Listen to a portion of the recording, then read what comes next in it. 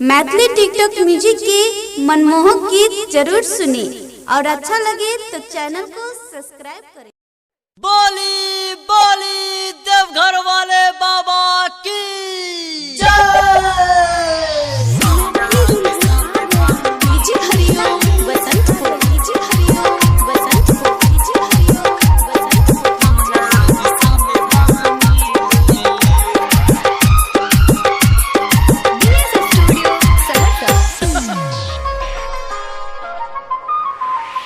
हमके बता दो बाबा कौना दिशा में भांग मिले ले, कौना दिशा में भांग मिले ले, हमके बता दो बाबा कौना दिशा में भांग मिले ले, कौना दिशा में भांग मिले ले। खैनी और बीड़ी से कम नहीं चले, गजल मनवा हिले ले। हमके बता दो बाबा कौना दिशा में भांग मिले ले, कौना दिशा में भांग मिले ले। हमके बता दो बाबा कौना दिशा में भांग मिले ले, कौना दिशा में भांग मिले ले। खैनी और बीड़ी से कम नहीं चले, गजल मनवा हिले ले। हमके बता दो बाबा कौना दिशा में भांग मिले ले, कौना दिशा में भांग मिले ले।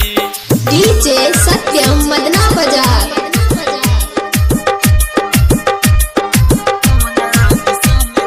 DJ Hariom Basantpur. DJ Hariom Basantpur. DJ studio सलता।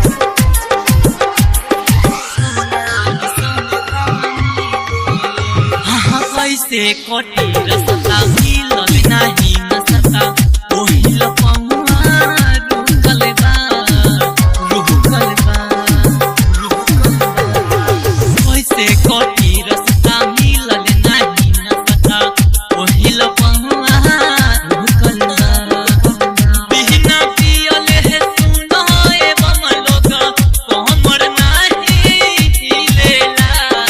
हमके बता दो बाबा कौना दिशा में भांग मिले ले, कौना दिशा में भांग मिले ले।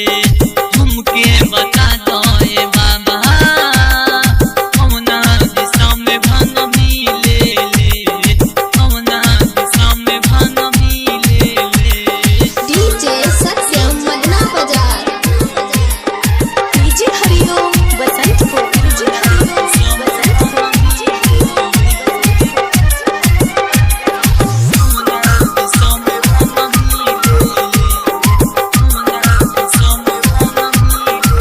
बोली बोली देवघर वाले बाबा की जय।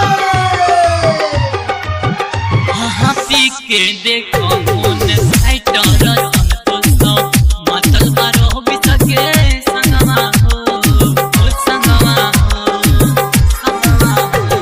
हाँ पी के देखो मोन साइटर संतोष मातल बारो बिसके संगमा हो। डायमंड सूरज के सुनाए बम लोग चिल्लम नहीं मिलेला। हमके बता दो बाबा कौना दिशा में भांग मिले